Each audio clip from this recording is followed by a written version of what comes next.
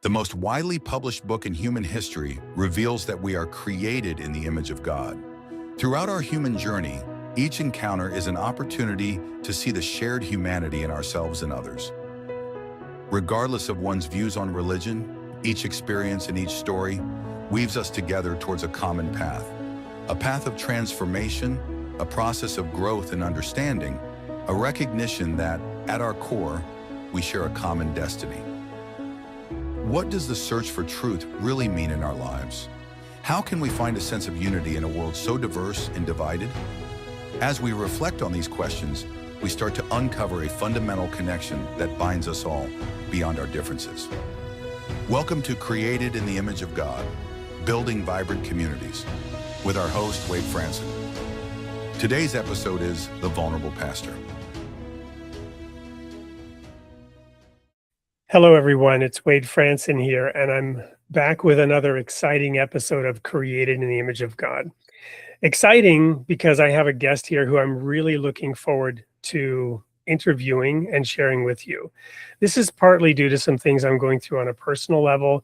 I don't know how much I've shared here, but we've had a number of deaths in my immediate family over the last couple of years. And I'm just back from a trip where there's a court case brewing about the accident which took my younger sister away from me suddenly, unexpectedly. I can't speak to any of the details. As I mentioned, there's a court case, but I'm going through a lot personally, and I'm really appreciating the opportunity to interview this particular guest. Her name is Mandy Smith. She is a pastor, author, and thoughtful voice on sustainable human-scaled ministry. She's best known for her book, The Vulnerable Pastor: How Human Limitations Empower Our Ministry. She writes with honesty, theological depth, and lived pastoral experience. I could say more about her, but let's just welcome her into the studio. Welcome to the studio, Mandy. Thanks for having me. It's great to be with you, Wade. And as people can tell immediately from your accent, you're dialing in from a different time zone and location. Where exactly is that? Yeah, I'm in Brisbane, Australia. So it is Tuesday morning for me. I guess it's still Monday for you. So the future looks fine. That's good to know. The future looks fine. I'm taking that to the bank right now. As we always do on the show, we first go to look at the past, right? So tell us a little bit about your very early years, your parents, the circumstances which molded and shaped you as you were gaining experience as a little girl, I assume down under. Yep. Grew up in Australia. I have lived in the US and UK for 25 years, but my childhood was all in Australia. And I'm so grateful to be able to say that my family just lived for me what it looked like to trust God. That was just a part of it felt like that was just infused in everything that we did, not in a holier than thou kind of separate from the world way, but in a way that the world felt infused with God. And just going on a walk or going on vacation and looking at the ocean or looking at birds or enjoying whatever life was, there was often a reference to, isn't it amazing that God made things that way? And so I'm really grateful that it's not hard for me to imagine that God is good, because I've had that lived experience. Of course, not a perfect family, but a family that did live out that faith and pray together and all that kind of thing. So I'm so grateful for that. I think what I didn't always feel confident in was my own self. And as an artist and an introvert, it's easy for me to get overwhelmed and to interpret that as incompetence. And it's only as an adult that I've come to see that often is because I'm taking in a lot of information from the world, and that can be a gift. It's just difficult to know what to do with all that information, emotional and social and spiritual things, as well as, data. So I think as a child, I probably wasn't very conscious that I might have some agency and some power and some things to share with the world. And so it's taken me a long time to figure some of that out. Although I do think that, one of my books is about childlikeness, because Jesus says, unless you become like a child, you can't enter the kingdom of heaven. And I've never heard a sermon on that, or, it's a throwaway comment, I think, for many of us. And we often, we think, well, it's nice to be winsome, it's nice to wonder, but nobody can live like that all the time as an adult. So it's lovely to do that on vacation, thanks Jesus, but adults can't live like children. And so I have taken some serious time as an adult to explore, what on earth was Jesus talking about? That this is so much more than just being, wondering at the world and being whimsical. There's an attentiveness that children have. There's an honesty and a courage that children have. There's just an openness and availability that children have. And so I was encouraged as an adult as I started exploring these things. And Thomas Merton was a great help to me in this, because I think he was one of the adults I've come across who had figured some of this out.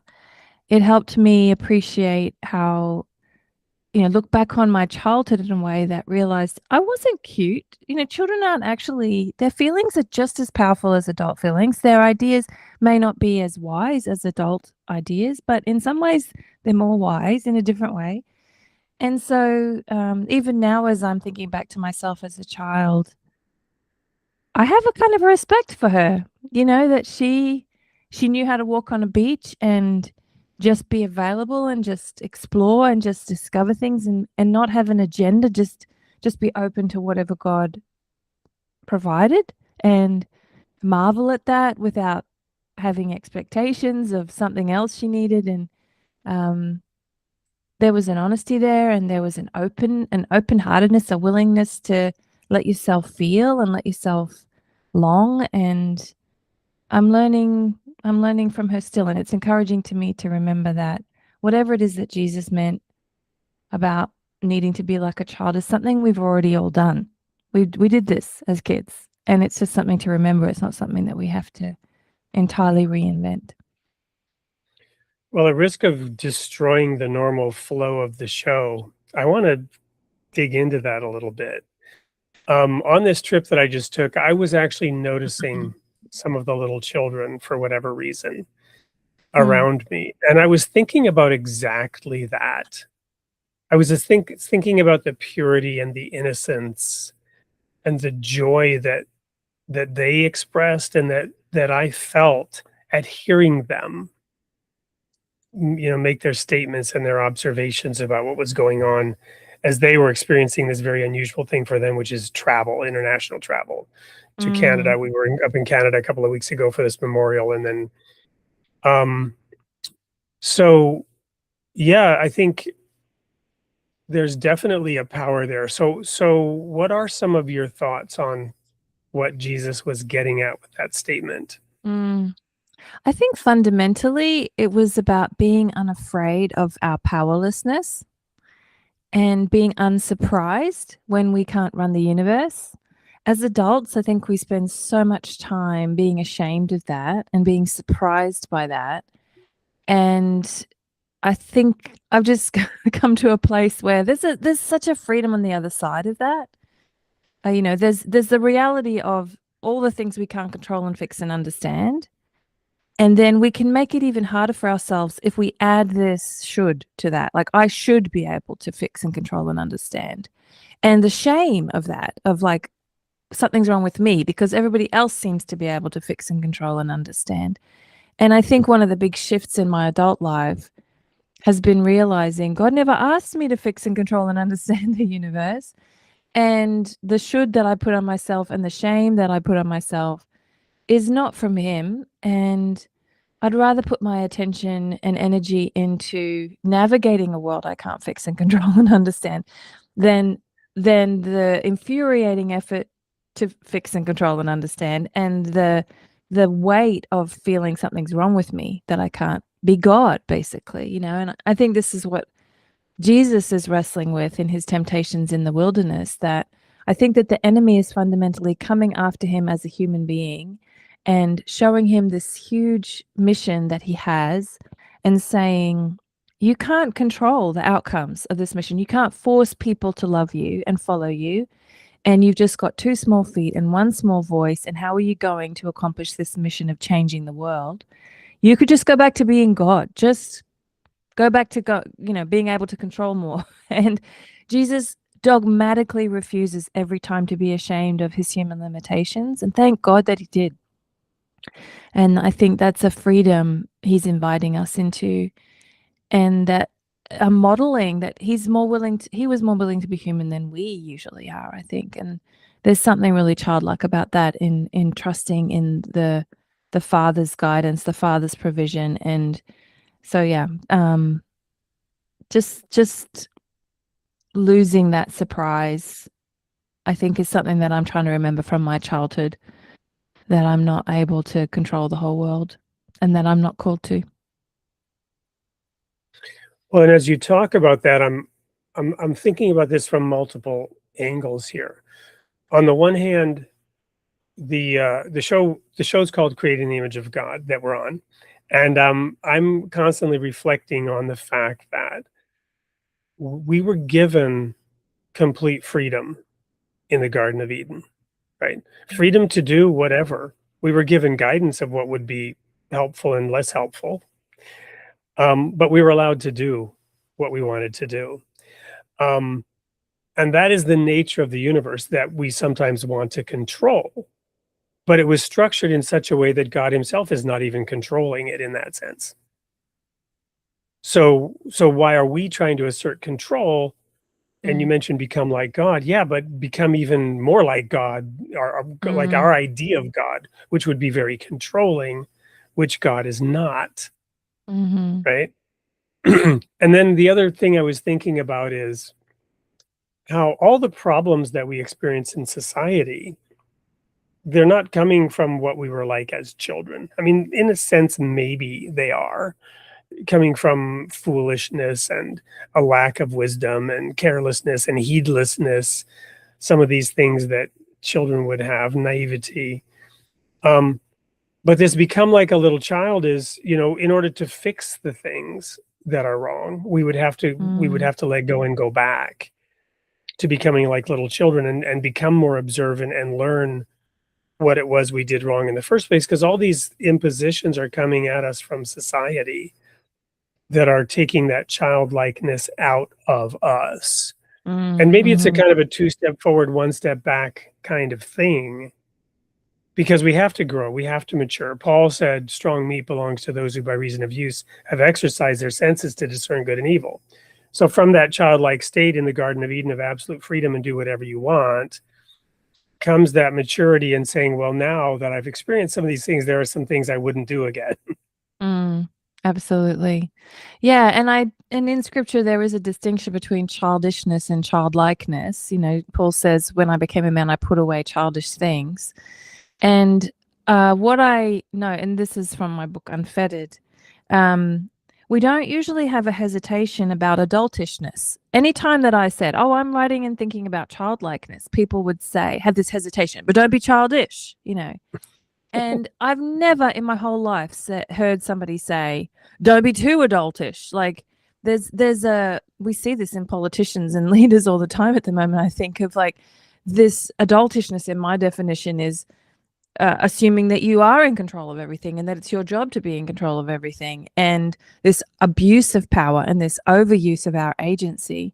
And so I think for me, childishness is being afraid of our powerlessness and being afraid of our powerfulness.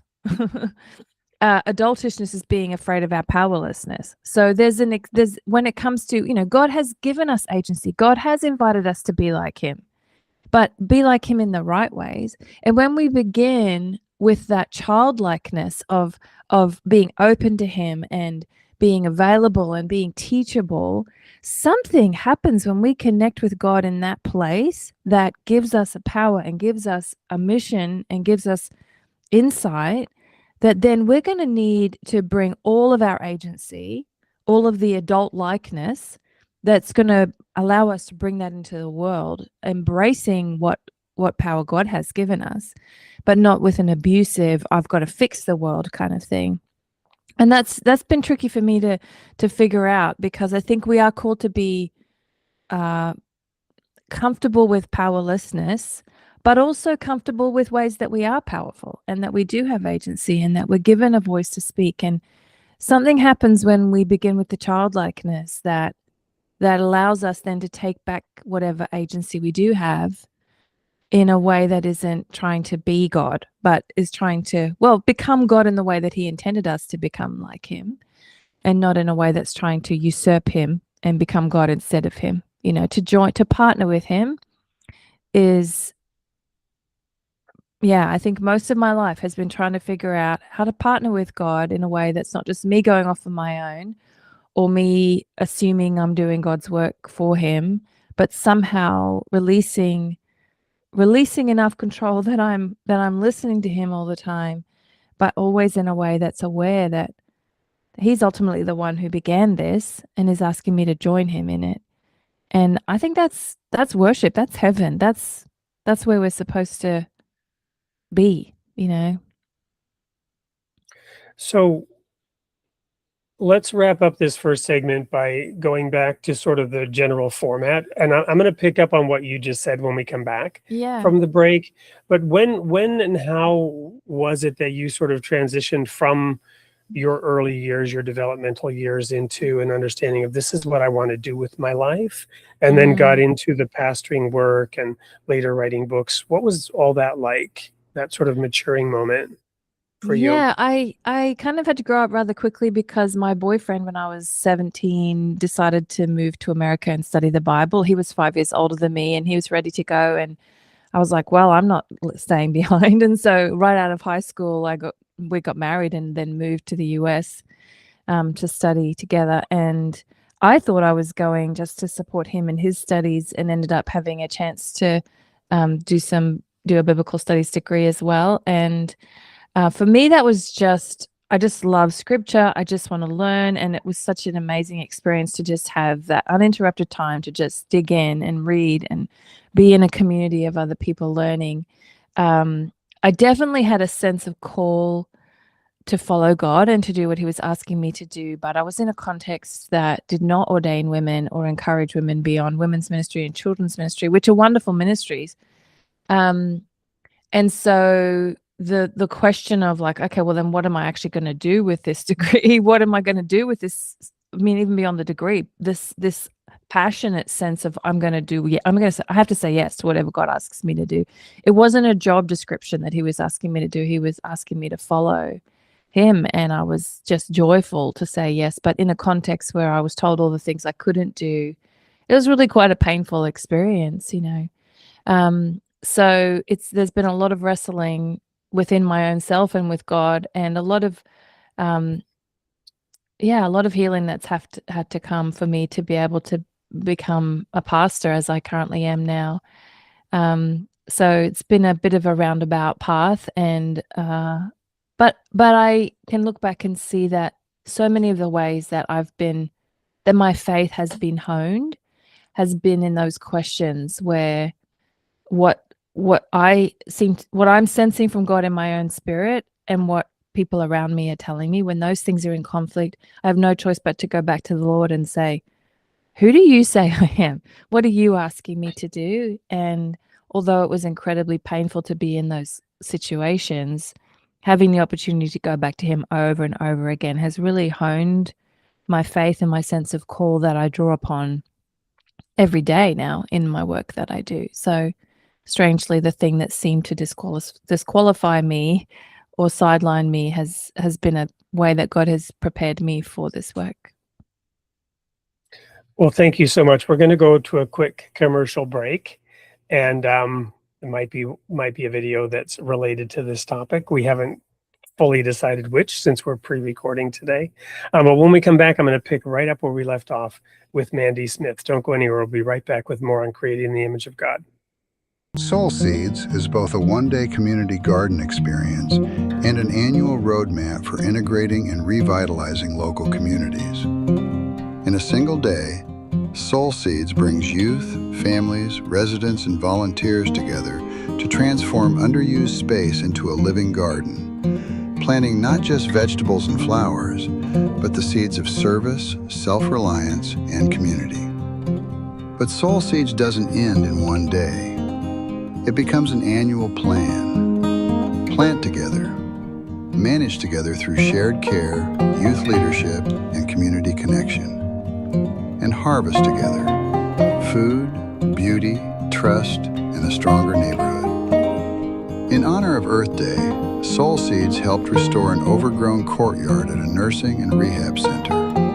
In one day, volunteers cleared the space, transplanted a rose bush, and planted flowers, vegetables, and a tea garden. When we returned the next week, residents were glowing with pride, already caring for the garden as their own. At New Fountains Apartments in Fitchburg, Wisconsin, a youth group called the Justice League asked for help building a raised bed garden. Even in pouring rain, they built the frame, filled it with soil, and planted the garden, showing that community grows strongest when people serve together, rain or shine. Led by the Royal Falcon Foundation, and powered by partners including the Bridge to Kindness, Summit Credit Union, and the Belleville Community Health Improvement Project, Soul Seeds is now being piloted in Wisconsin and Ohio as a model for broader community and credit union engagement. One day can launch it. 1 year can sustain it.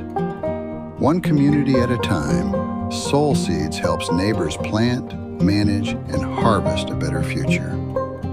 Join us and grow with us.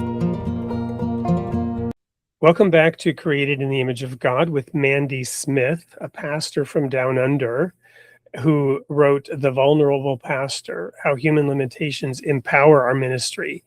I want to get personal on that topic because I personally resigned in 1995 from the full-time ministry. I continued as a lay pastor for a while, but there's an aspect of what I did and why I did when I resigned, which was to separate my faith from my paycheck. But there was another underlying component, and that was the responsibility and the accountability that I felt like I had at that time.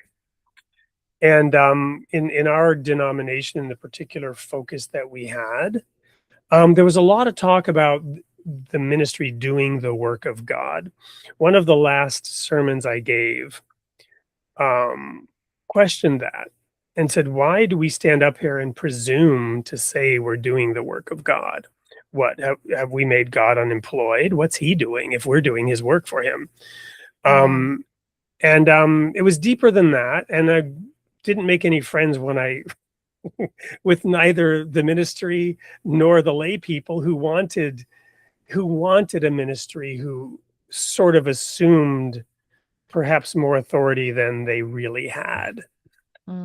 Which is why I wanted out of it, because I didn't like the members looking to me as I tried to point them to God. Yeah. And it was very hard to actually get the point across that, no, I'm not here to answer your questions. I'm not here to tell you what to do. I'm here to encourage you to develop your relationship with the Father who can do all of those things for you. Mm-hmm. But in our denomination, it wasn't quite so simple. So I wanted to invite you to sort of respond to that in the light of your work and your book and all the things you were saying right before the break. Yeah, absolutely. Yeah, I feel it. And I have moments in my ministry where somebody looks at me in such a way that I realize they're mistaking me for God. We all want something right in front of our eyes that we can touch and say, this is my hope. I don't need to look any further. This is where I'm going to find my strength and my encouragement. And ministers can fall into that trap, and it actually feels quite delicious. It's been good for me to name, especially if you're not feeling like you're doing a great job, which is a common feeling in ministry, and someone looks at you like, won't you be my God? It's so easy to fall into that temptation. And it's a strange thing that it's our job to actually teach people even how to see us. And I've had moments like that where I've had to kind of do a little sidestep and say, yeah, let's look for God together. Let's pursue him together. And thankfully, it's this strange kind of way that ministry feels impossible every day, and it can be that in itself is the thing that keeps ministers, or that has the opportunity to be the reason why ministers keep trusting God themselves. The work itself is beyond us.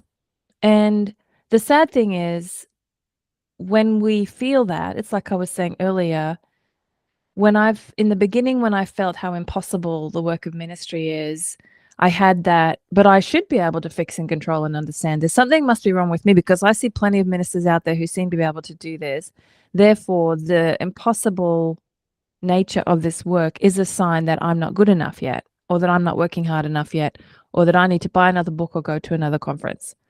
It's great to work hard. I am not a lazy person. It's great to buy books and go to conferences, but those are not the thing that's going to help me. I work really hard. I try to answer all my emails. I try to lead faithfully. And at the same time, all of the work I do never feels like it's enough.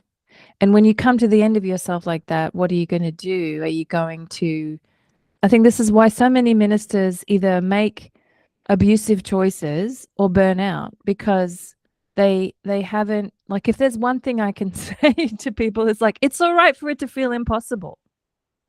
And that is the place where we're supposed to say, oh God, I need you. Oh God, like to push back from the desk in the middle of writing the sermon, or to stop in the middle of the meeting where everything just hit the fan, and to just cry out to the Lord and say, this is your church.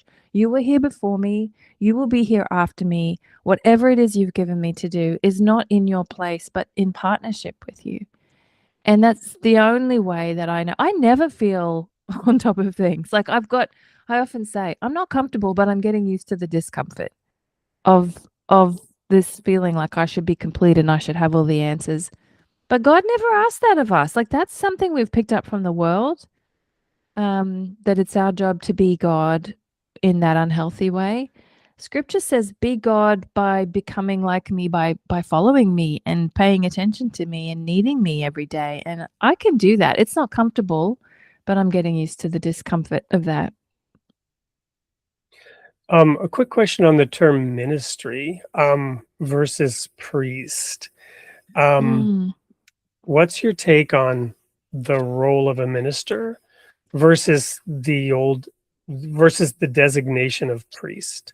You mean in the sense of kind of that intercessor person, the priesthood kind of idea, or do you mean? Well, when I think about this, the one sort of thing I could still hold on to was, I'm here to minister, not to be a priest. Oh, I hear what you're saying. Yeah. Yes. Oh, goodness. I have a good friend, Dave Hansen, who's written a couple of beautiful books on ministry. And I think it's in the art of pastoring, I think it's called, where he says the pastor is a parable of Jesus. And so I love this thought that we have an opportunity to live in such a way that makes it easier to understand Jesus. And some of the ways that this work feels impossible and overwhelming are actually more invitations for us to know our need for God. And so I don't know if I'm answering your question, but I think of that often, that there's a surprising way, even last weekend on Sunday at church, there's a surprising way that it actually ministers to our people for us to reveal our need for Him, for God, and for them. And that seems to be really an uncomfortable possibility. Whenever I speak to ministers, the thought that they are allowed to let their needs be shown is a really scary thing. And I appreciate that there are some ministry contexts that are not ready for that and that are not safe for that. And of course, there are wise ways to do that and unwise ways to do that. I'm not talking about seeing your congregation as your counselor, but just to let them in behind the scenes of how you need God. If it's so beautiful, I was really feeling a bit overwhelmed last week. We've had a few big things happening and changes that I'm having to navigate behind the scenes that not everybody knows about. And without dumping all of that on people, I just shared, like, I really need you to pray with me right now about how to navigate, how the whole congregation can navigate these changes. And I don't know where God's leading us. I do believe God is leading us. And I was so encouraged by how people stepped up and how people felt really empowered by that invitation to walk with God with me. And so one of the craziest ways of how I minister to people is by letting them know God's called them to mission as well, and that I'm not some superhero who has everything figured out, but that, yeah, I'm not sure if I'm answering your question, but that's what comes to mind when you ask it. Well, no, and I think that's the distinction that I kind of have in my head between the two roles, right? So no, I think you did certainly answer it for me, and hopefully for those in the audience as well. So I should also say, can I just add one more thing quickly? Sure. There's so much conversation at the moment, at least in my circles. Well, I think it's in beyond my circles, of just what is the role of the minister, because we have seen so much power abuse in ministry, sadly, in recent years. And I think the answer is not to go to the other extreme of saying, well, then we don't need leaders anymore and nobody has any authority anymore, and the minister is entirely useless and does not have a unique role. And I think that's an overcorrection, from the abuse. To do the opposite of an abusive thing is not necessarily a healthy thing. And so what I've really had to do is ask, okay, well then I do have a unique role. What is my role here? And a lot of it has to do with, I have more time available to me to be paying attention here than most people in the congregation have, and to be praying, and I might even just know a lot of things that other people don't know. I'm in lots and lots of conversations that some of them are only in one or two of those conversations. And so there's a way that I have a perspective that is unique in this place, and that can invite unique ways of bringing things together. And I think also that this is similar to what I was saying earlier about the childlikeness and adult likeness. We as Christian people have an agency. God has given us gifts and time and capacities and energies and authority, and the question is if we will use our authority out of our anxieties that we're supposed to be able to fix and control and understand everything, or if after the surrender to God, we find something in him that is an authority in his way. Jesus astounded people with his authority, but it came from his surrender to the Father, not from his domineering ways. And so there is a kind of authority that a pastor can have in a healthy way that comes from, I think one of the ways I most kind of started to embrace this was just appreciating the authority that I had in my children's lives for their good, that I've lost sleep for you. I've read books about this. I've had millions of conversations with other parents to try to figure this out. And I have given up my resources, my home, my life for your good. And so I may not be 100% right all of the time, but my goodness, I have a right to speak into your life because I know you better than probably you know yourself, And so because of how much any leader has surrendered, the way they lose sleep over it, the way that they work hard over it, the way that they give up, nobody knows the things that they have to do behind the scenes. Christmas Eve here, I'm the one mopping up the mess when the pipes burst and everyone else is on vacation because I live next door to the church, and my husband heard the thing leaking everywhere on Christmas Eve. Like, there are just so many things that people don't even know, sacrifices that you make behind the scenes and ways that you surrender that don't make you perfect, but give you a unique perspective and a unique kind of authority that it's our calling to bring in the right way. Well, I'd like to go in a slightly different direction on this topic of authority, because I think it will be interesting. We here in the United States, we are experiencing what I am increasingly calling an ideological civil war, and the fronts of this war are multiple. In an oversimplification and a caricature of it, you could call it progressive and conservative, but it's not that simple. It's multidimensional. But it's become very extreme, and there's just one of the fault lines is that of gender. And I want to talk specifically here about something that was of deep personal impact to me years ago, because I'm a child of divorce. My parents divorced, and later I sadly experienced my own divorce after saying I would never get divorced. And this caused a deep reflection on the role of men and women, going back to the book of Genesis, and what some people call the fall, and the curse. I began to write a book that was originally intended to be called The Curse of Eden, in which I get at this question of when God told Eve, your desire will be to your husband and he will rule over you. And so the husband being the head of the wife.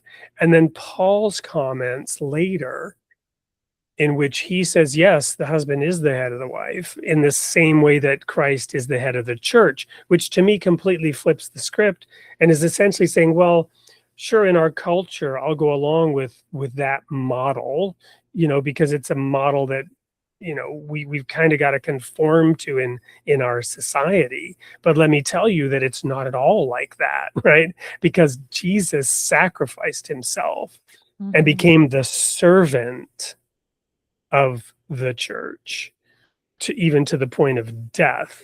And if you want to be the head of something, you must serve that thing.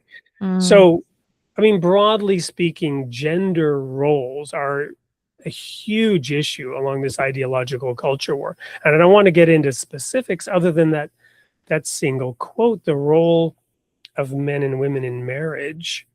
Because you mentioned authority. What's your view on all that? I'm just curious, because there's a lot of it is huge, and I apologize. I'm not trying to put you on the spot. That's okay. It's an interesting, it's a fascinating conversation, and I often enjoy the conversation. I'm just trying to think what of all the things that you could say.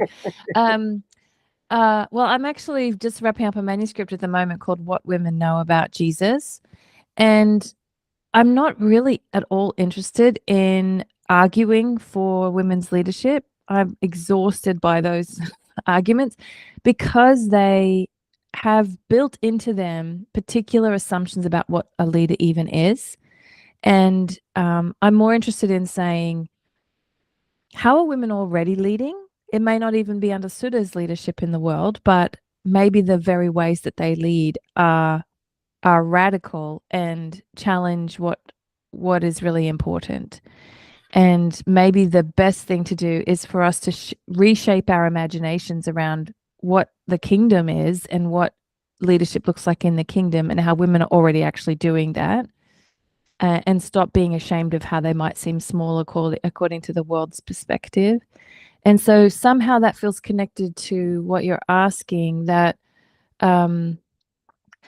in so many of the conversations about gender, I feel like we're still battling, even in the church, we're still embroiled in the world's battle and the world's definitions and the world's expectations of it's a scarcity kind of approach that says there's not enough to go around, so we got to fight over it.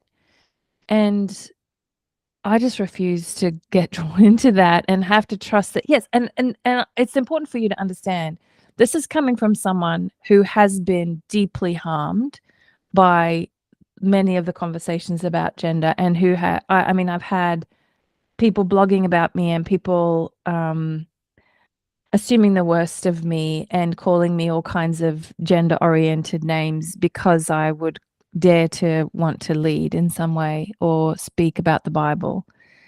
And so the peace that I feel and the joy that I feel from it has not come from necessarily always having a rosy situation, but I don't know if your leaders want to go here with me, but I had a moment.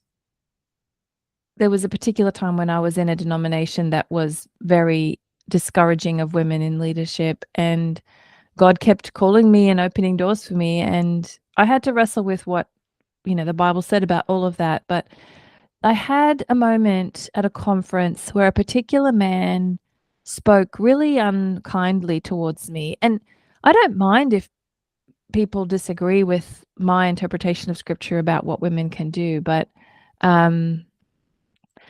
do so in a Christ-like way.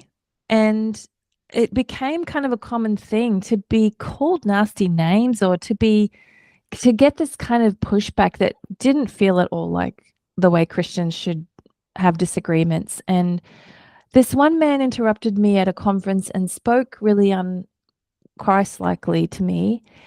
And I just looked him in the face, and I think God just enabled me to step back a little bit. And I just thought, I've never seen this face before, but I know this spirit.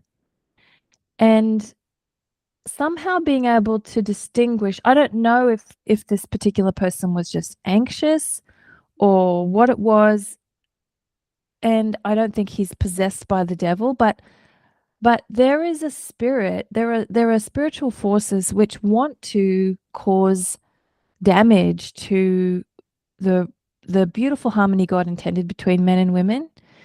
And I think there's a specific, because there's such beauty in the way that we're supposed to come together to represent, not only in a marriage, but just in our conversation as a man and woman here, like in our partnership, in our co-leadership of the church. There's something about the unity between men and women, the way God intended it, that's supposed to reveal him to the world in its fullness. And so I think that's a real threat to the darkness. And so there's specific forces made to come against that unity. And something changed in me on that moment when I realized I recognize this spirit that I can't force all the men in the world to like me or agree with me or support my leadership or whatever. But I have already been told our battle is not against flesh and blood, but against these principalities and spirits. And also we've been promised that those things have already been overcome by the death and resurrection of Jesus.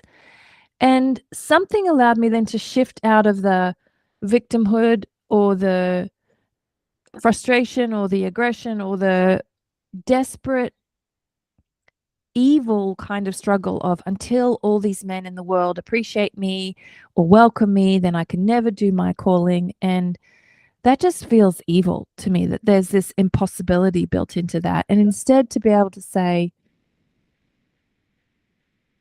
my battle is not against flesh and blood. Even if there are men in my life who have mistreated me or misunderstood me, they are still my brothers in Christ, and there is a unity in the spirit that we may not experience fully, but we don't have to fight we have to fight to represent the unity God has already given us. God doesn't say fight to have unity. God says work to reveal the unity that you already have been given in this united spirit. And so that's a long story, but it felt like something shifted on that day, that I remembered that the enemy was not my brothers, but that the enemy has already been overcome, and to walk with peace in the things God asks me to do, and hope for unity, and also appreciate that I don't have to get drawn into the world's scarcity and the world's anxiety and the world's us versus them and all of that in order to, I think we're supposed to live according to a better kingdom where there is room for everyone. And there's real healing when we do that, even though we don't see it yet. Wow, thank you so much for the way you unpack that. And what really comes to the forefront for me is, again, even the title of this show, Created in the Image of God. And I've often thought about how the male and the female, very important, two wings of one bird. You can't put two left wings on a bird and have it fly. Kind of doesn't work. But more importantly, how it's the unity, it's the vision of a bird in flight, right? The beautiful manifestation of that cooperation of two very different halves, two very different parts that are intended to work together. Mm. Adam was given the role. I often reflect on this. Adam was given the role and the purpose of dressing and keeping the garden. And then to get back to your point of impossibility, yeah, Adam, I know you really can't do this. You're going to need some help. Yeah. And Well, that it's help's going to interesting. have to approach everything differently than you and see everything differently than you. And, Yeah. you two are going to have to, work it out. And, and again, the curse of Eden is he will rule over you. That's not a statement of what God wanted to have Right. happen. Right. And with the other things in the curse, with weeds or whatever, we have no problem with thinking, well, that's not ideal. Let's figure out some ways to get around the weeds. It's Right. sad that we think, well, but this gender part is where it's I really look different is that I know that relates to what you're just saying. So I remember on a time when my husband and I had probably one of the worst arguments we'd ever had. And it happened to be on Easter Saturday, and it just felt like I was in the tomb, like I was really heartbroken and having a hard time imagining the way forward from this argument. And I sometimes, when I'm just overwhelmed, just kind of doodle. And I was drawing just these kind of wavy lines. I wasn't intending to create something that meant anything. I was just processing and praying. And so I ended up drawing I'll show you in a second here, but a green stream kind of flowing this way, just the green lines coming this way. And then, because that's my favorite color, and blue lines coming this way. That's my husband's favorite color. And somehow, as all the lines crossed, I found a dove, like a bird. And I'll show, how can I show this up to you? So you can see. Yeah, move It's it just, just a little it's bit, just doodles. move it a little bit to your left, I guess. Yeah, there you go. Perfect. Okay. So you can see there's just doodles, lines coming from one side, the green, and lines coming from the other side, the blue. And Beautiful. I didn't actually draw that bird. That was just made up of the lines, and the place where they crossed became a dove, which represents peace. And it became my prayer then that in the place where our lives intersect, may that space of usness, whatever it is that we make as a couple, may that be a place of peace. May that be a place that reveals the Spirit to us and to the world. And that I think then became also a prayer that I think of for women and men in general, not just for one married couple.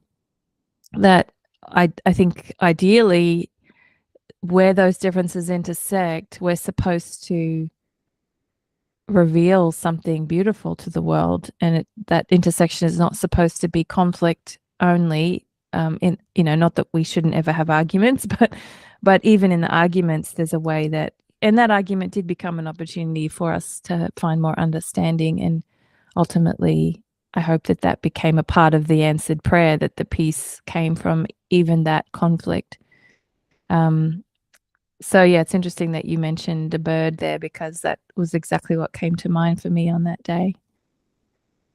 Wonderful. Well, we normally do 3 segments, but I'm not going to take the time. We're just going to go seamlessly into the last question because we've gone a little long on this segment.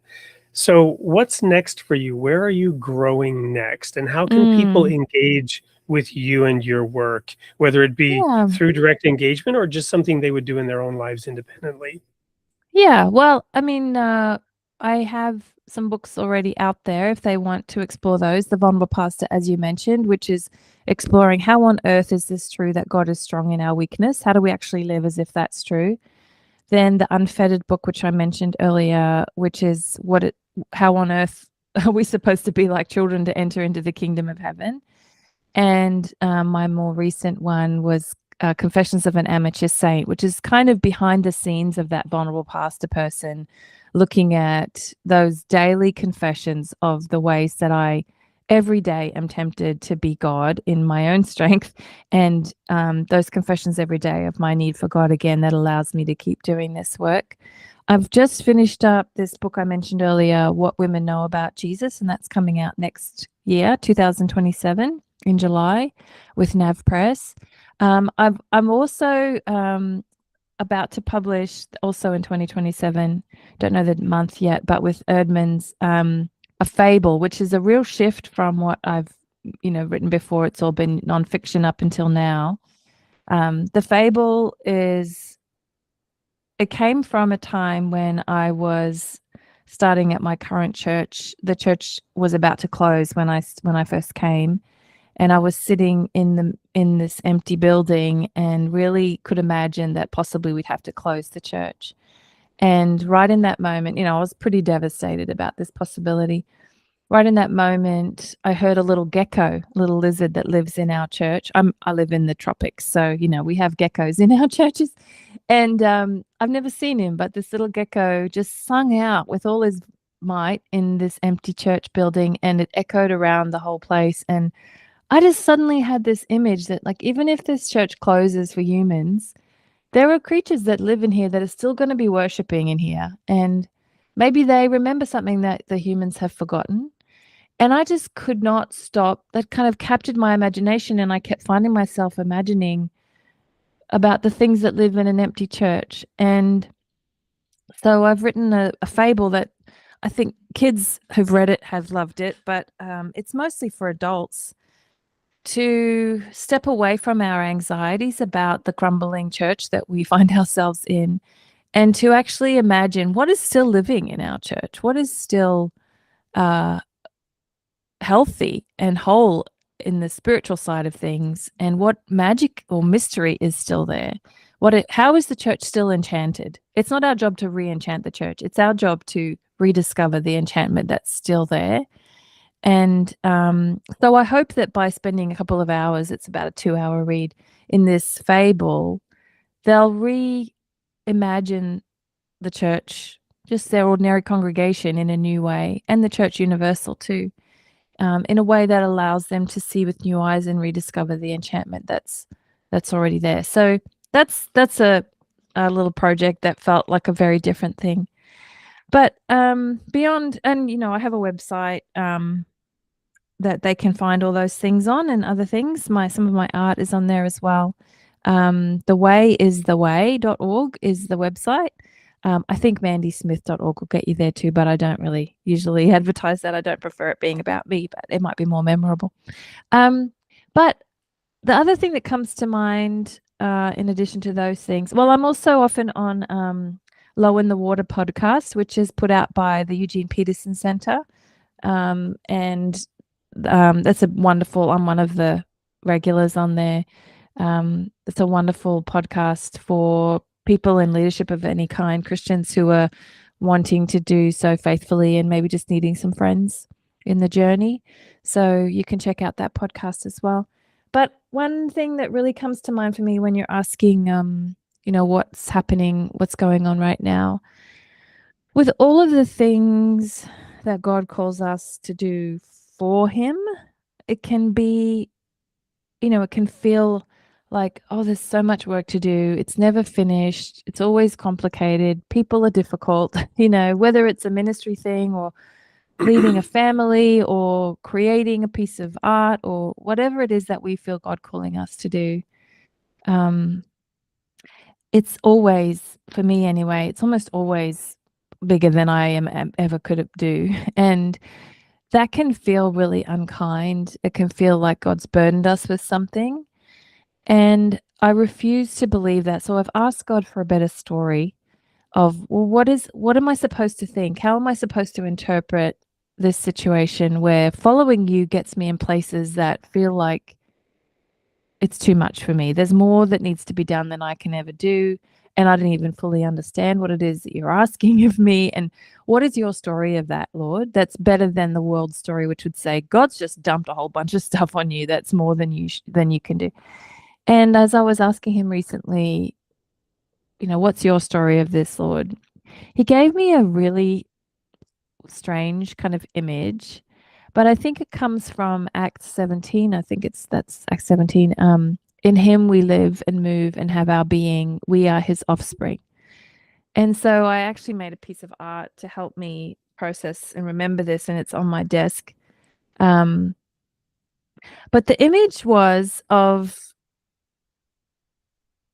the things that I am being asked to make, and I hope this is an encouragement for your listeners. The things that we're being asked to make, it's like Mary, God asked her, can I plant something in you that's going to make a difference in the world? And it's going to cost you, but it's going to be carried in you. And as it is, you are stretched by that and you are shaped by that. And I'm asking you, will you steward that thing that I'm asking you to bring into the world? And at the very same time that Jesus was growing in Mary and it was costing her something, Mary was growing in God. You know, Mary was being held and nurtured. And if God has a womb, you know, we can float around in freedom in that womb, knowing that whatever we receive, in him we live and move and have our being. We are his offspring. So it's easy to focus so much on the thing that God's given us to carry and to do, and to forget the fact that in the very same way that it is being nourished in us and growing in us, we are being nourished in him and growing in him. And so that means that what's being nourished in us is also being nourished by him ultimately. So I ended up just making I call it like what's it called? What do I call it? An abstract icon. I love icons for the way that you're just able to enter into a story and find yourself in that story and be reminded of who God is. And so this for me is an abstract representation of, you know, this is God, basically, like the expanses of the universe. And I am in him. I'm this circle here. And he's asking me to hold something and steward and create something in me. But ultimately, both it and I am in him.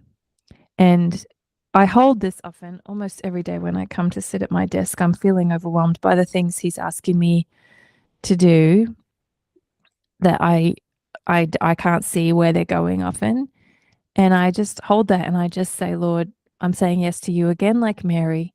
And she didn't yet know what Jesus looked like. She didn't know yet what exactly motherhood would be and what it might cost her or what joy it might bring.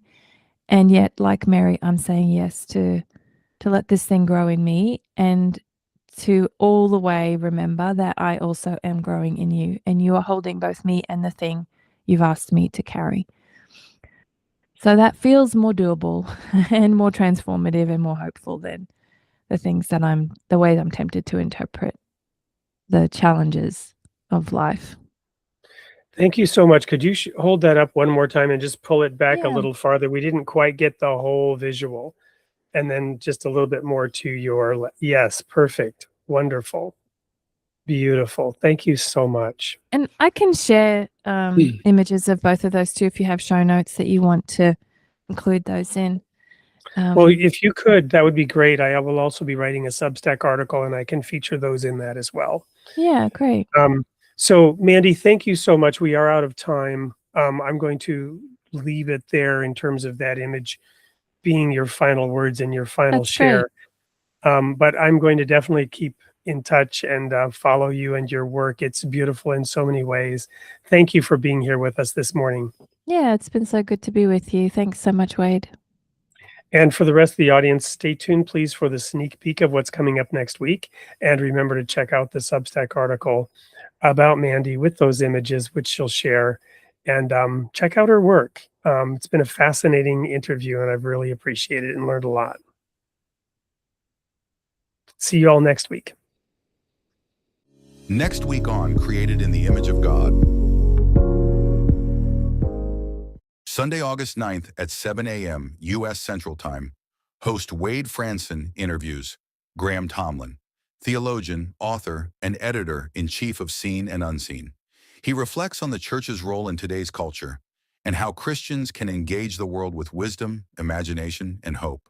From theology and public witness to living out the gospel with clarity, compassion, and conviction. And then on Tuesday, August 11th at 8 p.m. Central Time, host Wade Franson interviews Derek Vreeland, pastor, author, and discipleship leader. He explores what it means to keep Jesus at the center and how his way transforms our communities, relationships, and everyday lives. From spiritual formation and peacemaking to following Jesus with greater kindness, faithfulness, and purpose. Join us live this week, Tuesday and Sunday, created in the